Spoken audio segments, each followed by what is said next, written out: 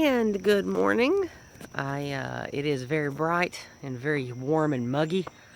It's a little after 8 o'clock, and I am feeling very under the weather. I caught a cold. Let me take these up while we walk away from the sun. I caught a cold from the OGC event. I don't know who I caught it from, but it wasn't bad. It wasn't the Wu flu. It was just a regular cold. So for like 3 days, I couldn't breathe. I had horrible snot, that kind of thing. And then Saturday, it broke, and all of the drainage just made me feel sick. And my mother's house is still having air conditioner trouble. It's sputtering and not working right. So it's been muggy and hot over at her place, and it's been rough. I've had a rough few days. But the OGC event went great, and I wanted to talk about it this week on my morning walk video. It was a beautiful event, and it is the OGC guys, the people that show up, the people that are doing this, it is an excellent example of what really truly being pro-Western or pro-white is. Because they care about our heritage, our identity, our genetics, our beliefs, our values, and they are doing something about that to enshrine that and generate positive culture, while at the same time creating a fraternal order around the desire to make these values the dominant force in America. It's a really good team of people. A lot of brilliant young guys, a lot of smart older men too, showing them the way, helping them with, life stuff. Lots of them now are married. Some of them have children already. We had multiple wives and children of the guys come to the event. It was just a fantastic event. Motivated, America first, pro-white, good moral men coming together to organize and do multiple things on multiple fronts to just generate positive culture and to make us living space and have influence in our own country again. Like, it's really, really good stuff what these guys are building together, and I'm thankful to be a part of it. Just a really positive experience. Getting to see these young men, like most of the guys that come to the event are 35 or younger. And of course we have some older gentlemen that come there. We have older people like me. We have Pete Quinones, Radlib, excuse me.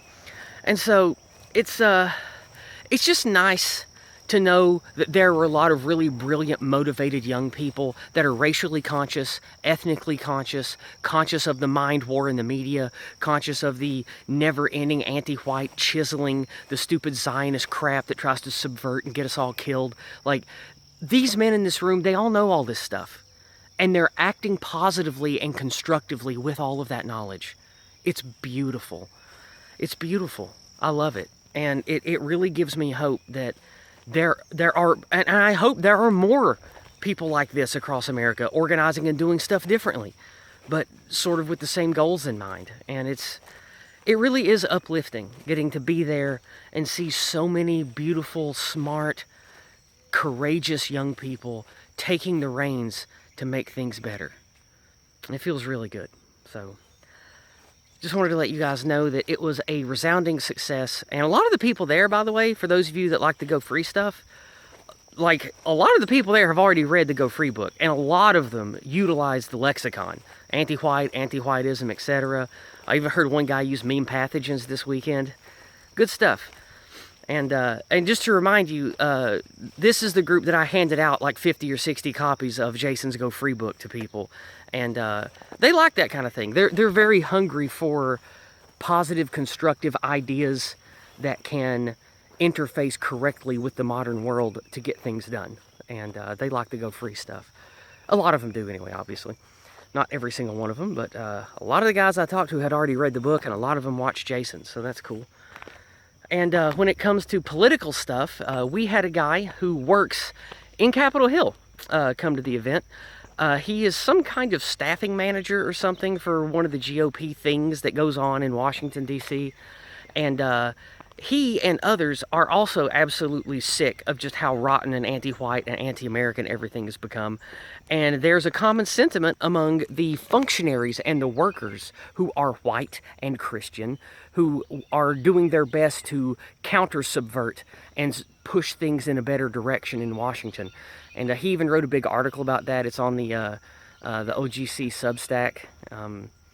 And he had fun telling us about all of the little minor victories that they're having in Washington, pushing the Republican Party, getting rid of the rhinos the best they can, pissing in the ears of the people that need to be told about what to vote for, what to vote against, just trying to stop the pause and stop the wild anti-white policies and stuff. So we even have guys that are sympathetic to us in Washington doing what they can. So that's it's really uplifting to meet these guys and just hear what all they're working on and know how they're connected. They're connected to things like universities. They're connected to good schools. And I don't mean like paused universities. I mean like good places, because there are still good places across the country. People in like Arkansas and Missouri, places that have religious schools. We met some men that talked about creating their own, sort of like Irania in South Africa. But doing it legally, to have the financial legal framework of how to create a private community that gets to screen who joins. There's a big presentation about that, and a bunch of the guys are already building that. They've got the land and the homes and the families involved already. So it's like really cool stuff that these guys are building and doing. Just really awesome stuff. And it's uplifting. It just makes me feel good. And speaking of feeling good, I really wish I felt good. I feel like crap. I hope that I start feeling better this week, because man, the trip last week wiped me out on energy, and just staying up late, being around all the cigar smoke and cigarette smoke, blah, it's not good. I don't like that stuff. And then, you know, of course, all of the traveling, and then getting sick with a cold. Thankfully, it wasn't anything worse. It was just a head cold, and I knocked it out in like 3 days. But man, I am just worn out, and it's hot and muggy and blah. So, and now I smell something dead now that I'm coming back this way. Maybe there's a dead squirrel or a dead snake around here. Blah. Anyway, just wanted to share that. I've been having a very languid walk because, man, it is hot and muggy today. So, I guess I'm going to wrap it up here. It'll be a short morning walk video this week. Of course, join Chris and I for Empire of Lies this Thursday night at 6 p.m. on my channels. You will see us then. And I don't think I have anything else special coming up, so just the usual scheduled programming is back in action. And hopefully I will feel better soon, and my voice will return, and I'll be of my usual energy level. Have a great week, everybody. God bless.